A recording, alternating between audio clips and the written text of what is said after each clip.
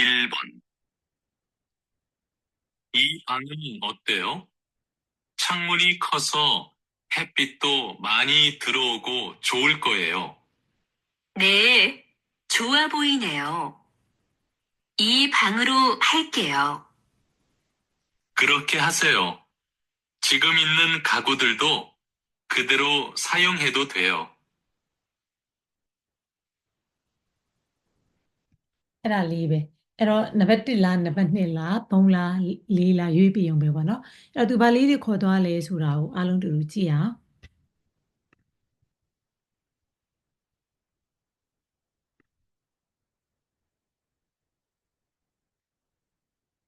ဒကီဒေဘွန်ဆိုတာကဒီအကြမ်းစွမ်းရည်အတွက်ဒေဘွန်သူခေါ်သွားတဲ့စာသားတွေစာသားပေါ့နော်ဒေဘွန်စာသားက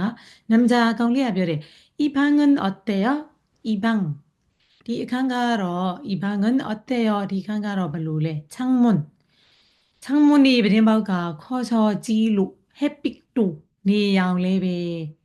아단다갈리아두아 햇빛 피다래 햇빛도 소리로 내양레베 많이 мя지 들어오고 윈비 좋을 거예요 가을리마 가을마 햇빛도 내양레베 많이 мя지 들어오고 윈로 윈비 좋을 거예요 가을마 가을리마 울 거예요လေးကိုမြင်တာထင်အောင်မေပေါ့အကောင်းမေဒီအောင်ဝင်လို့ကောင်းမေပေါ့နော်နဲဂျိုဝါဘိုးကြီးနဲ့ရောနဲဟုတ်ကဲ့ဂျိုထားကောင်းသည်အဲ့တော့သူ့ကိုဘိုးကြီးသားနဲ့ပေါင်းတော့အလေကောင်မှာအာလေးခံလိုက်တယ်ဂျိုအားဘိုးကြီးနဲ့ရောဟုတ်တယ်ကောင်းတဲ့ပုံပဲနော်တဲ့ဤဘန်းငူရိုဤဘန်းဆိုတာကဒီအခန်းအသက်ပါတဲ့အတွက်ဥရိုနဲ့ပေါင်းတယ်ဤဘန်းငူရိုဒီအခန်းနေနဲ့ဟယ်ကေရောလောက်ပါမယ်ဆိုတော့ဒီအခန်းကိုယူမယ်လို့ပြောတာဒီအခန်းကိုငှားမယ်ပေါ့လေဒါမှမဟုတ်ရင်လည်းဝယ်ရင်လည်းဝယ်မယ်ပေါ့ဒီခန်းကိုဝယ်မယ်ဒီခန်းကိုငှားမယ်တဲ့ခဲလို့တန်တတ်တယ်ဟာခန်းနဲ့တွေ့ရင်ခါလည်းပြောက်ဟာလည်းပြောက်အဲ့ဒီမှာခဝင်သွားတယ်ခဲဖြစ်သွားတယ်그렇게 하세요အဲ့လိုလုပ်ပါ지금 그 있는 시대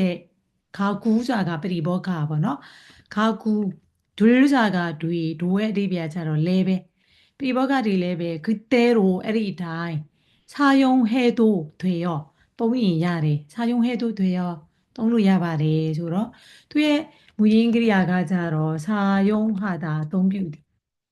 အဲ့တော့မှ하다မို့လို့သူ့ကိုဘာနဲ့ပေါင်းလဲ요도 되다နဲ့ပေါင်းတော့사용해도 되다ဖြစ်တာသုံးလို့ရသည်အဲ့သုံးလို့ရသည်ပဲရှိသေးတယ်တယ်လို့ပြောချင်တဲ့ခါကျတော့되다မှာသူ့ကို all နဲ့ပေါင်းလိုက်တော့နှစ်ချောင်းပြောင်းသွားတယ်사용해도 돼요ဖြစ်တာသုံးလို့ရပါတယ်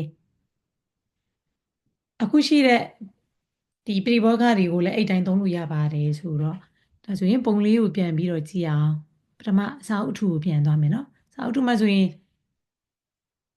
နံပါတ်1ကကျတော့သူတို့ကဂရင်လာဝယ်နေတာဟိုမှာကပုံလေးထဲမှာရေးထားတယ်50%ဟဲလင်း50% discount ချတယ်တဲ့နောက်နံပါတ်2ကကျတော့သူတို့က coffee တောင်းတာဆိုတော့မဟုတ်ဘူး